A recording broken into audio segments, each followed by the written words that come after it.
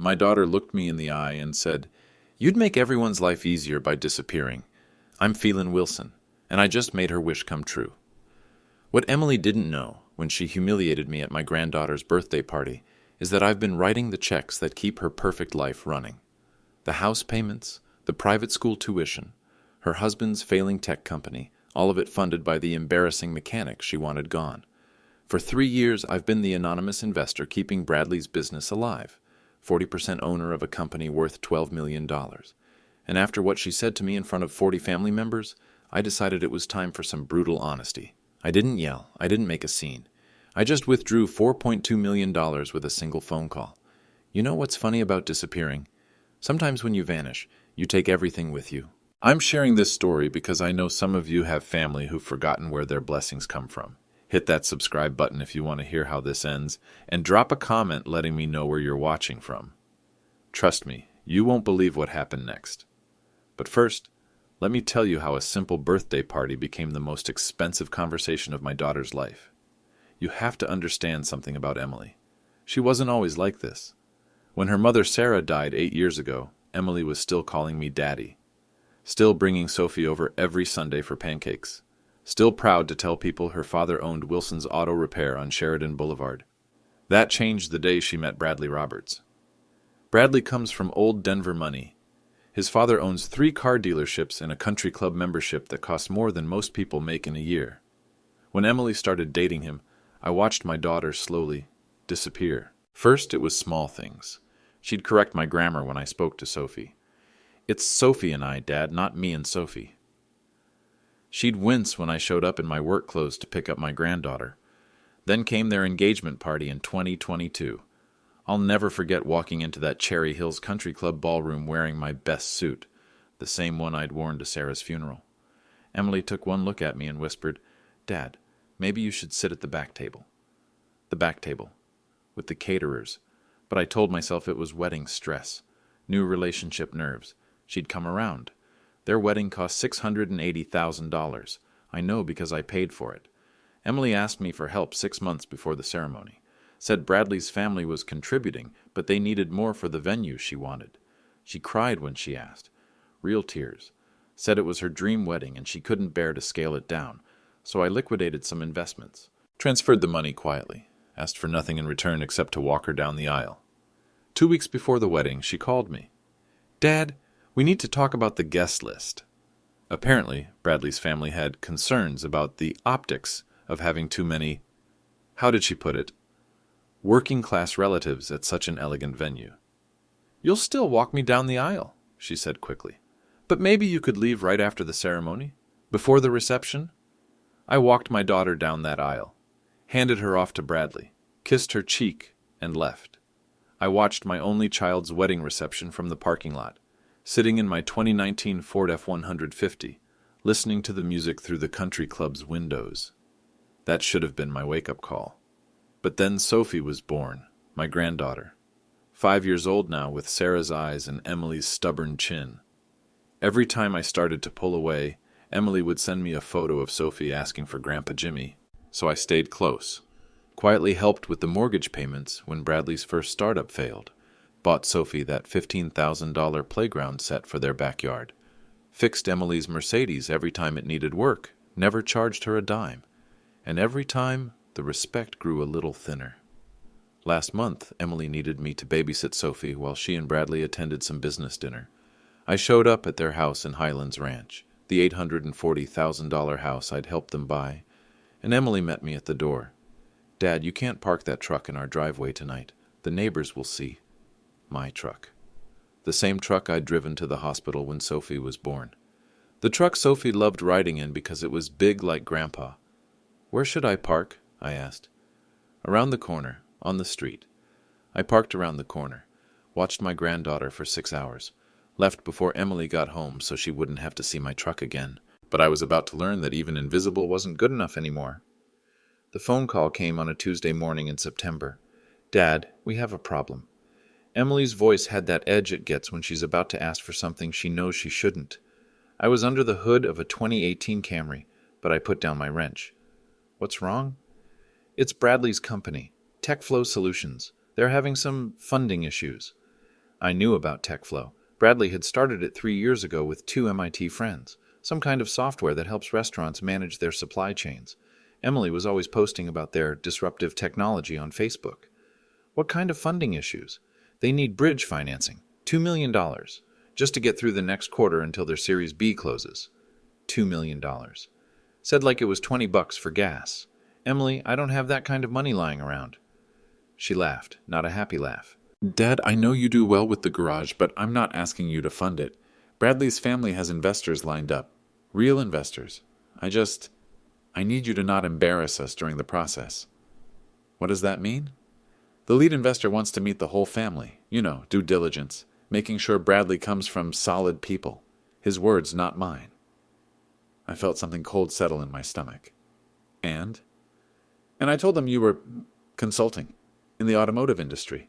Consulting, like I wore a suit and carried a briefcase instead of crawling under cars with grease on my hands. Emily, Dad, please. This is Bradley's shot, our shot. If this falls through, we lose everything. The house, Sophie's private school, everything we've built. Everything we've built. Like I hadn't been the one building it, one check at a time for 5 years. What do you need me to do? Just be normal. When you meet them, don't mention the garage. Don't tell any of your stories about fixing cars. Just be quiet. After I hung up, I sat in my office for 20 minutes, staring at the calendar. Sophie's birthday was coming up in 2 weeks. Her party at the country club that Emily had already planned, already paid for with money I'd quietly transferred to her account the week before. I thought about what I stood to lose if I kept playing along with this game. My relationship with Sophie, for one. Emily controlled that completely. If I didn't toe the line, if I embarrassed them, how long before my granddaughter stopped asking when Grandpa Jimmy was coming over? My sense of self-worth, which was already hanging by a thread.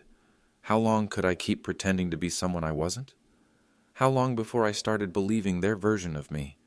The embarrassment, the liability, the man who should park around the corner. But there was something else, something Emily didn't know. I walked to my desk and pulled out the bottom drawer. Inside was a manila folder I hadn't opened in months. Investment documents, bank statements, legal papers that told a very different story about Phelan Wilson than the one my daughter had been telling her fancy friends. 20 years ago, when Sarah got sick, I started thinking about the future differently. Started putting money aside. Not in savings accounts or CDs, but in investments. Tech stocks mostly, back when nobody thought a mechanic would understand companies like Google or Amazon. I was wrong about a lot of things. Lost money on plenty of bad bets, but I was right about enough of them. The Bank of America statement on top of the stack showed a balance of $3.2 million. That was just one account. There were others, and then there was the big one. The investment I'd made 15 years ago in a little software company started by 3 MIT kids who needed someone to believe in them when nobody else would. TechFlow Solutions. I owned 40% of my son-in-law's company, had for 3 years, since they incorporated and needed serious capital. Bradley thought his anonymous angel investor was some Wall Street fund. He had no idea he'd been taking money from the man he was ashamed to call family. Emily wanted me to be quiet during the investor meetings, to not embarrass them. I was the investor, had been all along, and in 2 weeks, at Sophie's birthday party, I was about to find out just how far my daughter's embarrassment would go. Because if Emily couldn't respect the man who'd raised her, maybe it was time she met the businessman who'd been funding her lifestyle. The call came from building security at 2:47 p.m. on a Thursday. Mr. Wilson, this is Frank at TechFlow Solutions. I'm calling about your request to visit the 14th floor. I hadn't made any request. I was delivering lunch to Emily. Homemade chicken salad sandwiches like Sarah used to make for Sophie. Emily had mentioned she was working late, hadn't eaten. I'm sorry, what request? Your daughter, Emily Wilson Roberts, asked us to call you. She says you're not authorized to be in the building. I was standing in the lobby of Bradley's office building, holding a paper bag with sandwiches and Sophie's crayon drawing of our family. Through the phone, I could hear elevator music. Can you put Emily on the phone? She's in a meeting, sir, but she wanted me to explain that this is a secure building. We have protocols. 20 minutes later, Emily came down to the lobby. Her heels clicked against the marble floor like a countdown timer. Dad, what are you doing here? Bringing you lunch. You said you were working late. She glanced around the lobby. A few people in expensive suits were watching us. Her cheeks flushed pink. You can't just show up at my office. Why not? Because She lowered her voice. Because it's not professional. People will ask questions. What kind of questions? Questions I don't want to answer. I looked at my daughter. Really looked at her. She was wearing a charcoal gray suit that probably cost more than most people's rent. Her hair was pulled back in a perfect bun. Her makeup was flawless. She looked like success. Sounded like success. She also looked ashamed of the man who'd paid for the education that got her this job. What would you tell them, if they asked? Dad, please don't make this harder than it has to be. Just answer the question, Emily. What would you tell them about me? She glanced at the security guard, who was pretending not to listen. I'd tell them you were someone who was leaving. Someone who was leaving. Not her father, not the man who'd worked double shifts to pay for her college. Someone who was leaving. Emily, I know what you are. Her voice was sharp now, cutting. And I know what this looks like. A man in work clothes showing up at a tech company with a paper bag lunch. I looked down at my clothes. Blue work shirt with Wilson's Auto Repair embroidered on the pocket. Clean jeans, steel-toed boots that had walked her down the aisle at her wedding. What does it look like? It looks like someone who doesn't belong here. The words hung in the air between us. Frank, the security guard, shifted uncomfortably. A woman in a power suit walked past, her heels echoing Emily's earlier footsteps. And where do I belong? Dad, that's not what I meant. Where do I belong, Emily? She couldn't answer, or wouldn't. I handed her the paper bag. Sophie drew us a picture. It's in there with the sandwiches. Emily took the bag without looking at it. Thank you. She drew you in your office, drew me in my garage, drew her in the middle, holding both our hands. Emily's grip tightened on the bag. She told me she wants to work with cars like Grandpa when she grows up. Says fixing things is important. Dad, but I guess fixing things isn't professional enough for this building. I turned to leave, then stopped. Oh, and Emily? Next time you want me to stay away from your office, just ask. Don't send security to explain why your father isn't welcome. I made it to the parking garage before my hands stopped shaking.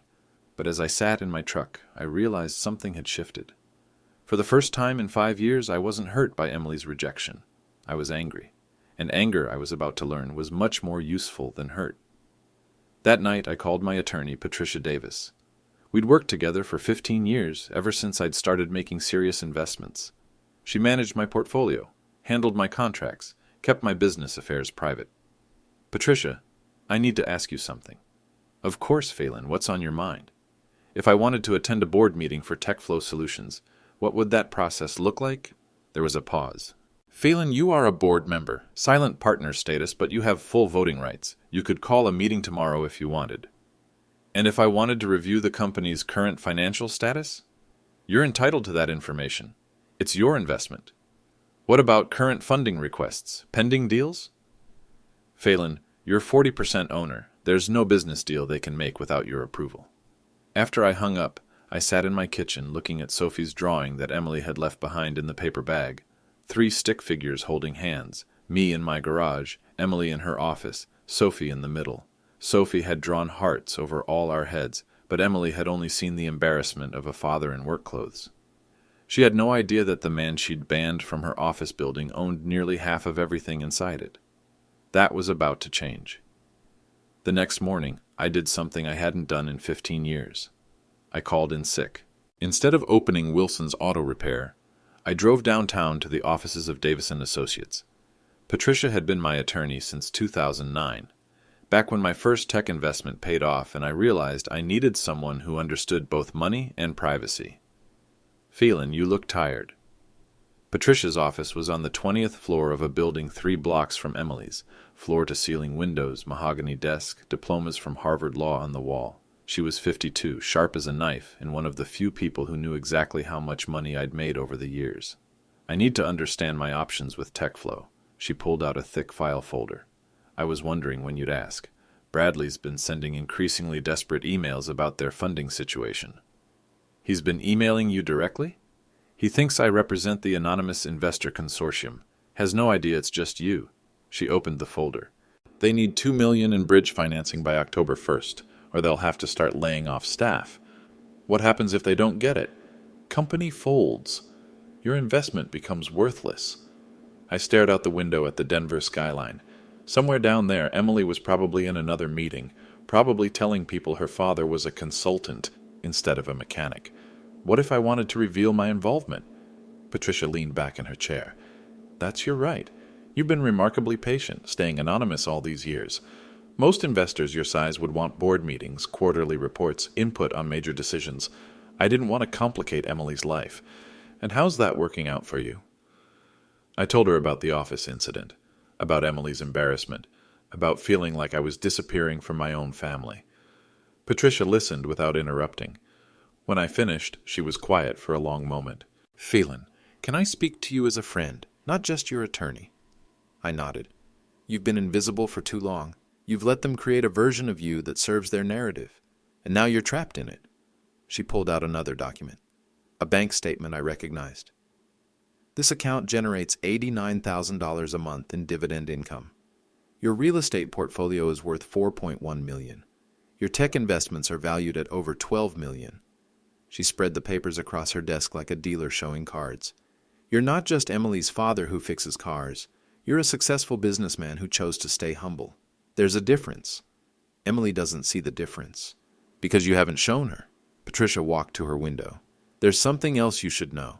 Bradley's been reaching out to other potential investors. He's getting desperate. And one of them is Pinnacle Capital. They're known for hostile takeovers. If they invest, they'll want controlling interest. I felt something cold in my chest. Which means Bradley could lose his company entirely, and your investment along with it. I thought about Sophie's drawing, about Emily's dreams for her family's future, about the house I'd helped them buy, the school I'd helped them afford. What would you advise? Patricia smiled. It wasn't a particularly warm smile. I'd advise you to stop being a silent partner and start being a visible one. You've earned the right to be heard. She handed me a business card. Not hers, someone else's. This is Michael Torres. He's a financial journalist at the Denver Business Journal. Very discreet, very professional. If you ever wanted to tell your story... I pocketed the card without looking at it. Patricia, if I decided to attend Sophie's birthday party this weekend as Phelan Wilson the investor instead of Phelan Wilson the embarrassing father, what would that look like? Her smile got wider. It would look like a board meeting. As I drove home, I thought about the man Emily saw when she looked at me. Grease under the fingernails, work clothes, someone who didn't belong in her shiny professional world. She had no idea she was looking at the man who'd built that world for her. But she was about to find out. Saturday, September 28th. Sophie's 5th birthday party at Cherry Hills Country Club. I arrived at 2 p.m. sharp, wearing my best suit and carrying a gift bag with the custom-made dollhouse I'd spent 3 weeks building in my garage. Sophie had seen it in a catalog and fallen in love with it, a perfect replica of their Highlands ranch house, complete with working lights and tiny furniture. The country club's main dining room was decorated with pink balloons and a Princess Sophie banner. 43 guests, mostly Bradley's family and Emily's new social circle. I counted them as I walked in. Sophie ran to me immediately. "Grandpa Jimmy, you came!" I scooped her up, and for a moment everything felt normal. This was my granddaughter, my family, my people. Then I saw Emily's face.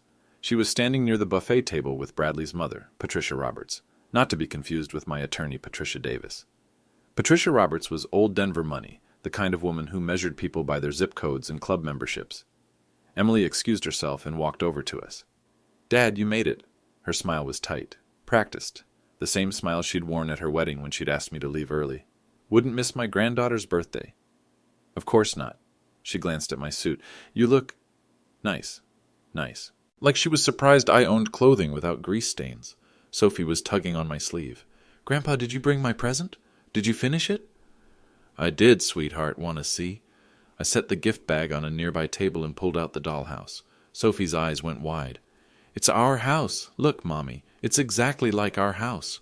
Other children gathered around. Parents started murmuring appreciatively. It was beautiful work. I'd been building things with my hands for 37 years, and this was one of my best pieces. "Did you make this yourself?" asked one of the mothers. "I did. Took about 60 hours. "That's incredible craftsmanship. Are you a carpenter?" Before I could answer, Emily stepped in. "My father is very handy." Very handy. Like I was a weekend hobbyist instead of a master craftsman. But I let it slide. This was Sophie's day. The party continued smoothly for an hour. I talked with other grandparents, helped serve cake, watched Sophie play with her friends. I was careful to stay in the background, not draw attention to myself.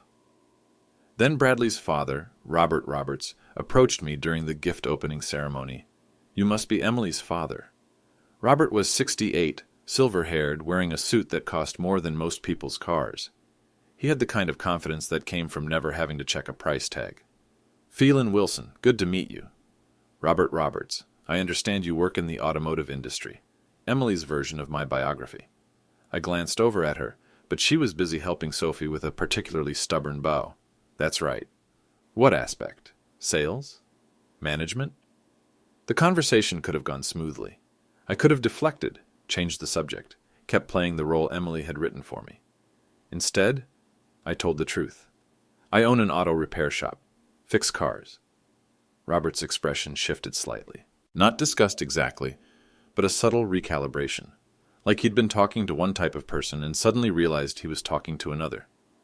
"I see. Well, honest work." Honest work. The phrase rich people used when they wanted to be polite about poor people. It is. Must be challenging in today's economy. All these computer-controlled vehicles. You adapt or you die. Robert nodded absently, already looking around the room for someone else to talk to. "Well, it was nice meeting you, Phelan." He walked away mid-conversation.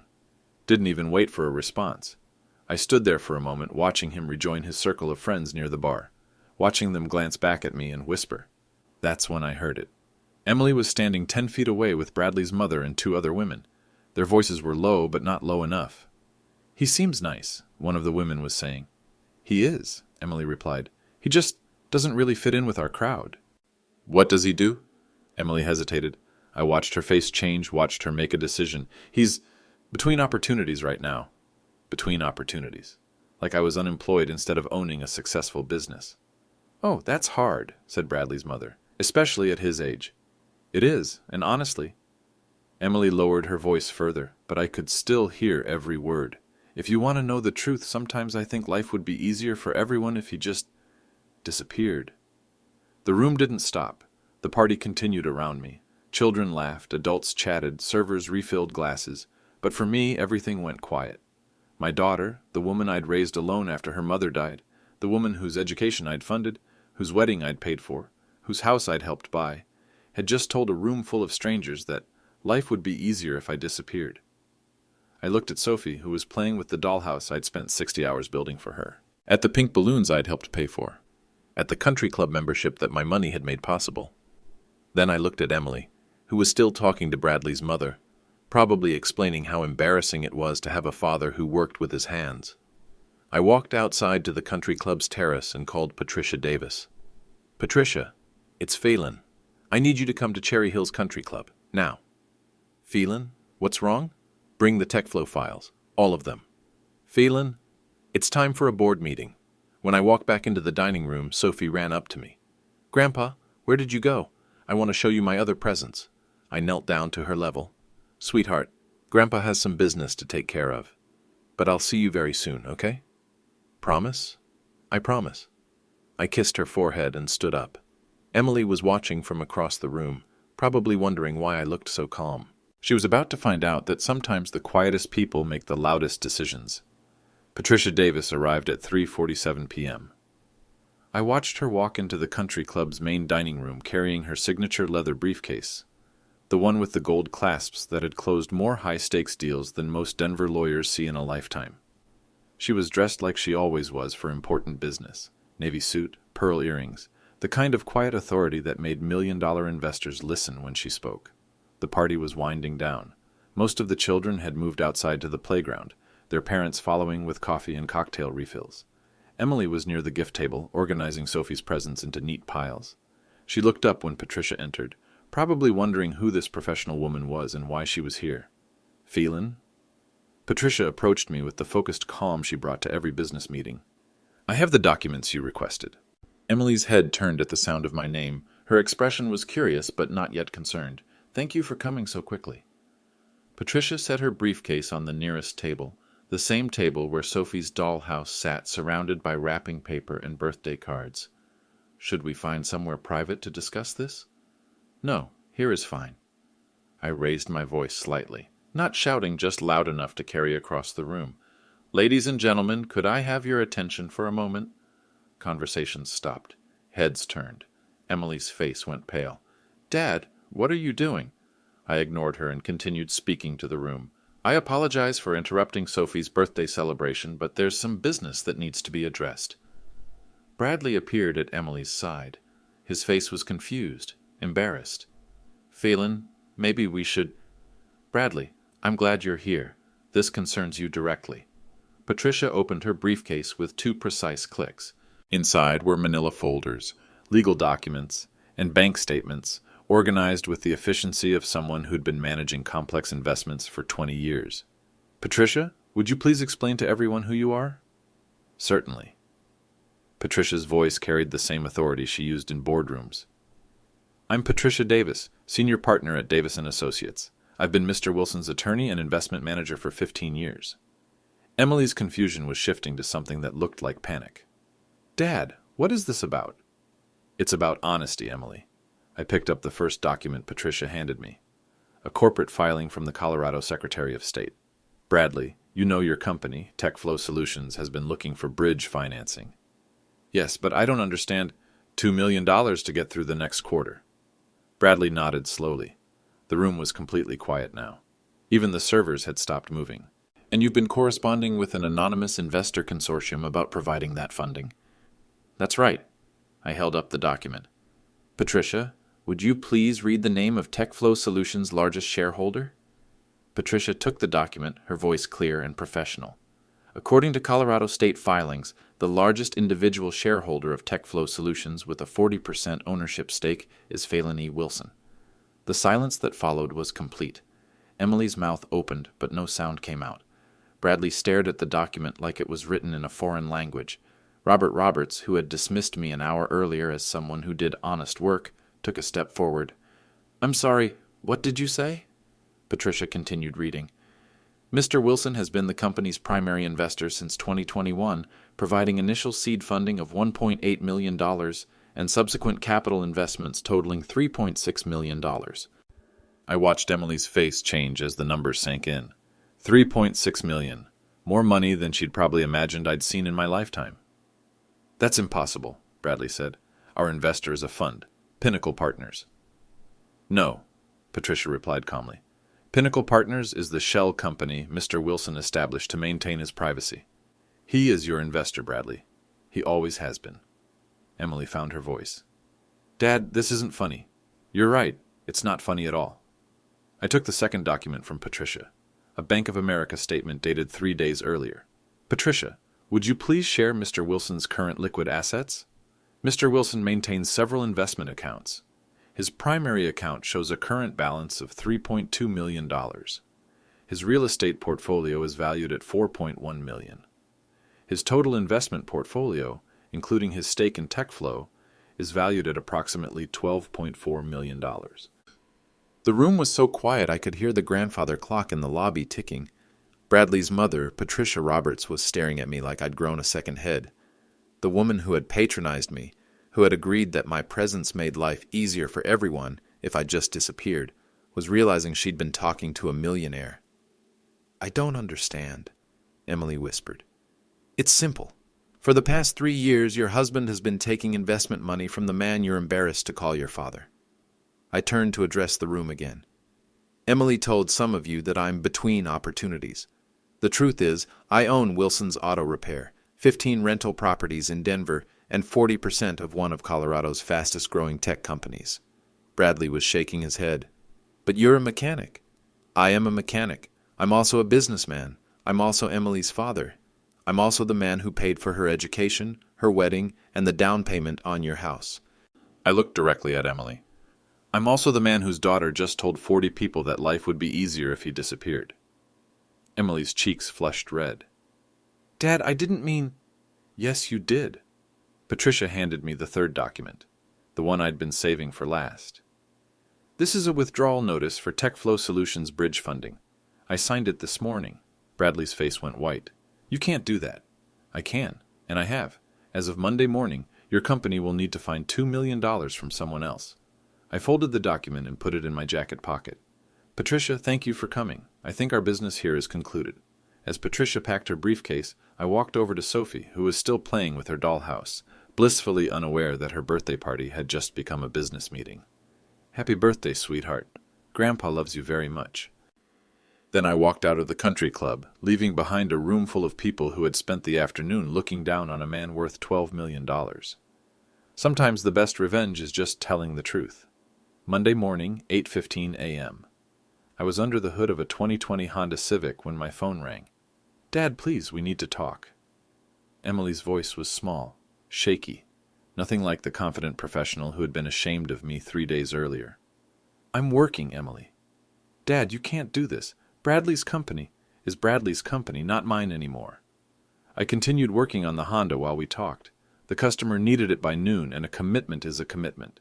"But you'll lose your investment, too." "Maybe, maybe not." "Dad, please, can we just meet? Talk this through?" I wiped my hands on a shop rag and checked the time. "I'm busy until 5. You know where to find me."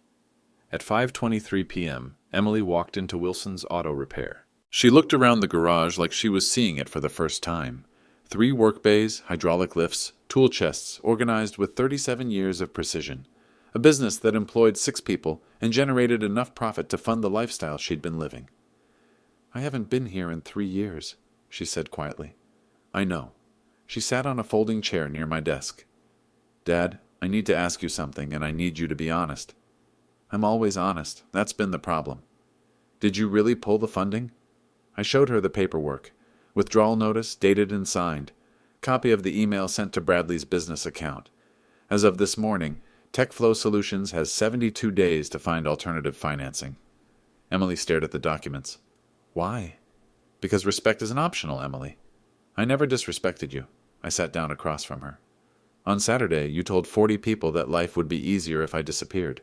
"I didn't mean—" "You told them I was between opportunities instead of admitting I own a successful business." "Dad, you banned me from your office building because you were ashamed of my work clothes." "That's not—" "You made me park around the corner so your neighbors wouldn't see my truck." Emily was crying now, not the manipulative tears she'd used to get wedding money, but real tears. Guilt and shame and fear. "I was wrong. I know I was wrong." "Yes, you were. But Dad, if Bradley's company fails, we lose everything. The house, Sophie's school, everything." I leaned back in my chair. "Tell me about everything, Emily." "What do you mean?" "You said you'd lose everything. Walk me retripe continue." "You said you'd lose everything. Walk me through what everything means." Emily wiped her eyes with a tissue from the box on my desk. "The house payment is $4,000 a month. Sophie's private school is $1,800. Bradley's car lease? My car lease, the country club membership?" "How much of that can you actually afford on your salaries?" She was quiet for a long moment. "Maybe half." "So the other half comes from where?" "You." Her voice was barely a whisper. "It's always come from you." I nodded. "The house down payment, Sophie's playground set, your wedding, the Mercedes repairs, the emergency loans that never get paid back." "Yes." "And in return, I get to be embarrassed by my own daughter at family gatherings." Emily's tears were coming faster now. "Dad, I'm sorry. I'm so sorry."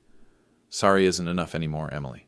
I stood up and walked to the filing cabinet where I kept personal documents, pulled out a folder I'd prepared that morning. "This is a financial summary of everything I've given you and Bradley over the past 5 years. Patricia helped me compile it." Emily opened the folder. Her face went pale as she read the numbers. $1.2 million, I said. "That's how much I've invested in your lifestyle." "I didn't know it was that much, because you never asked. You just assumed the money would always be there." I sat back down. "Here's what's going to happen, Emily. I'm withdrawing my investment from TechFlow. Bradley can find other investors if his business plan is as solid as he claims. But I'm also stopping all financial support for your household. No more emergency loans, no more car repairs, no more private school tuition." Emily's hands were shaking. "Dad, we can't afford—" "Then you'll figure it out, like adults do." "What about Sophie? What about her?" "She'll have to change schools. We might have to sell the house." I looked at my daughter. Really looked at her. "Emily, do you think Sophie cares about private school? Do you think she cares about living in Highlands Ranch? It's what's best for her. According to who? You? Bradley's family?" Emily couldn't answer. "Sophie wants to spend time with her grandfather. She wants to help me fix cars. She wants to play with the dollhouse I built her." I leaned forward. She wants a family that's proud of each other. I am proud of you. No, you're not. You're ashamed of me. Have been for 5 years. Emily was sobbing now. How do I fix this? Tell me how to fix this. I handed her another document. This is a proposal, a way forward. She read it through her tears. What is this? New terms. If you want my financial support to continue, here's what needs to happen. You want me to work here? At the garage? 2 days a week, mornings. Learn the business side. Understand what it takes to build something from nothing. I don't know anything about cars. You'll learn, or you won't, and you'll find another way to pay your bills. Emily stared at the document. And if I say no, then you say no. Bradley finds other investors, you downsize your lifestyle, and we see if our relationship can survive without money holding it together. What about Sophie? Sophie will always be my granddaughter. That never changes. But her birthday parties might be at Chuck E. Cheese instead of country clubs. Emily folded the document carefully. Can I think about it? You have until Friday. She stood to leave, then stopped at the door. Dad, for what it's worth, I really am sorry. I know you are, Emily. But sorry doesn't rebuild trust. Actions do. After she left, I called Patricia Davis. How did it go? She asked. She'll take the deal. You sound certain. She doesn't have a choice. Bradley can't find $2 million in bridge funding in 72 days. Not in this market. And if she says no? I looked around my garage. 37 years of honest work. A business that would survive whether Emily respected it or not. Then I'll know where I stand. And so will she. Sometimes the most powerful thing you can do is stop being available to people who take you for granted. Emily would learn that lesson one way or another. By Wednesday morning, the consequences were already visible. I was replacing brake pads on a 2019 Subaru when Marcus, one of my mechanics, looked up from his work. Boss, you see this? He held up his phone, showing me a Denver Business Journal article dated that morning. Local tech startup seeks emergency funding after investor withdrawal. The article was brief but accurate. TechFlow Solutions had lost its primary investor. Bradley Roberts, CEO, was quoted saying they were exploring multiple funding options and remained confident in the company's future. But I could read between the lines. When a company loses 40% of its funding 3 months before a major product launch, confidence doesn't pay the bills. That's the company your son-in-law runs, right? Marcus asked. Former investment, I said. Business relationship terminated. Marcus raised an eyebrow but didn't ask questions. He'd worked for me 8 years, long enough to know I didn't discuss family business during work hours. At lunch, Patricia Davis called with an update. Phelan, I thought you should know. Bradley contacted me directly this morning. What did he want? To negotiate. He's offering to buy you out at market value. With what money? That's what I asked. Apparently his father is willing to liquidate some assets. I considered this while eating my sandwich in the garage's small office. Robert Roberts, the man who had dismissed me as someone who did honest work, was now scrambling to buy out the honest worker. What's market value? I asked. Conservative estimate, $4.2 million for your stake. And if TechFlow fails without the bridge funding, your stake becomes worthless. Then Bradley's gambling that I'll take the sure money rather than risk losing everything. Smart business strategy, Patricia agreed. What do you want me to tell him? I thought about Emily, probably sitting in her Highlands ranch house, calculating how many months they could survive without my financial support. Thought about Sophie, who wouldn't understand why Grandpa's money suddenly wasn't available for private school and country club memberships. Tell him I'll consider it. Phelan? Yeah? You're not actually considering it, are you? No, but I want him to sweat for a few days. Thursday evening, Emily called. Dad, I'll take the deal. Which deal? Working at the garage. Learning the business. I'll do it. Her voice was steady, but I could hear the cost of the decision. Emily had spent 5 years building an image of herself as someone who'd transcended her blue-collar roots. Working at her father's garage would shatter that image completely. What changed your mind? Bradley's father offered to buy you out. Robert thinks it's the smart play. Take the money and run. And you disagree? I think. She paused, choosing her words carefully. I think I've been looking at this wrong. You're not just my father who happens to have money. You're a businessman who happens to be my father. Meaning? Meaning if Robert Roberts wants to buy you out, it's because he thinks your investment is valuable. And if it's valuable, maybe walking away isn't the smart play. I smiled for the first time in days. Keep going. And I think I want to understand how you built this, how a mechanic becomes someone who can make $4 million investment decisions. It's not magic, Emily. I know. That's why I want to learn. Friday morning, Emily showed up at Wilson's Auto Repair at 8 a.m. sharp. She was wearing jeans and a simple blouse, the most casual I'd seen her dress in years. Her hair was pulled back in a practical ponytail instead of her usual professional styling. "Where do I start?" she asked. I handed her a clipboard with invoices from the previous week. "Accounts receivable. Match the work orders to the payments. Figure out which customers haven't paid yet." "That's it?" "That's business. Money in, money out, and everything in between." Emily spent 3 hours on those invoices. When she finished, she looked up with an expression I hadn't seen since she was 12 years old, helping me balance the garage's books on Saturday mornings. "Dad, Mrs. Henderson hasn't paid her bill from 6 weeks ago." "I know. But it's $400. Why haven't you called her?" "Because Mrs. Henderson is 83 years old, and her Social Security check doesn't come until the 15th of each month." Emily stared at the invoice. "So you just wait." "I run a business, not a charity, but I also remember that Mrs. Henderson brought you cookies when your mother was sick." My daughter looked around the garage with new eyes. At Marcus, who had a daughter Sophie's age. At Tom, who was working his way through community college. At the steady stream of customers who trusted us with their cars and their problems. "This isn't what I expected," she said quietly. "What did you expect?" "I don't know. Something smaller." Emily was beginning to understand the difference between wealth and worth. Between having money and building something that mattered. It was a start. 6 weeks later, Sophie asked the question I'd been waiting for. "Grandpa, why doesn't Mommy live in the big house anymore?" We were in my garage on a Saturday morning. Emily was at the desk, working through vendor invoices while Sophie helped me organize tools.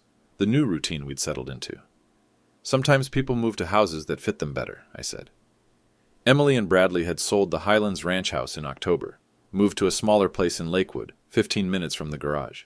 Sophie's new school was the public elementary 2 blocks from their rental house, the same district where Emily had gone to 3rd grade. "I like the new house," Sophie said. "It has a big backyard for my dollhouse." The dollhouse I'd built was now the centerpiece of Sophie's new room, no longer competing for space with $15,000 playground equipment and designer furniture. "Grandpa," Sophie continued, "Mommy said you taught her about money. Can you teach me too?" I glanced at Emily, who was pretending to focus on invoices but listening to every word. "What do you want to know? Where does money come from?" "Money comes from work, from making things people need or fixing things that are broken or helping people solve problems." "Like fixing cars?" "Like fixing cars." Sophie nodded seriously. "Can girls fix cars?" "Girls can do anything they want, sweetheart. Your mom is learning to run a business. That's harder than fixing cars." Emily looked up from the desk. "Dad, I have a question about the Martinez account." Over the past month and a half, Emily had surprised me. She'd learned the garage's computer system, organized our customer database, and started calling delinquent accounts with a diplomacy I'd never mastered. She'd also made mistakes, significant ones, ordering the wrong parts, scheduling conflicts, misreading work orders, but she'd learned from each mistake instead of making excuses. What about the Martinez account?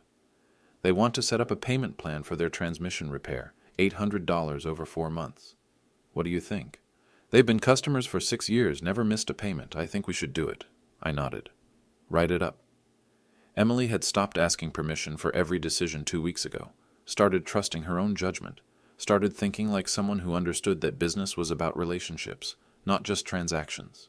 "Dad?" she said quietly while Sophie was distracted with sorting washers by size. "Yeah? Bradley got the new funding." I heard. Patricia had called me the previous week. Bradley had found investors through his father's connections, at a much higher interest rate and with less favorable terms than I'd offered, but enough to keep TechFlow operational. "He asked me to ask you if you'd consider staying on as a silent partner." "What did you tell him?" "I told him he'd have to ask you himself." I looked at my daughter, who was wearing jeans with actual grease stains from helping me with an oil change the day before. Her manicure was chipped. Her hair was pulled back with a rubber band instead of designer accessories. She looked more like herself than she had in 5 years. "And what would you recommend?" I asked. Emily considered the question seriously. "I'd recommend that you make whatever decision serves your interests, not Bradley's.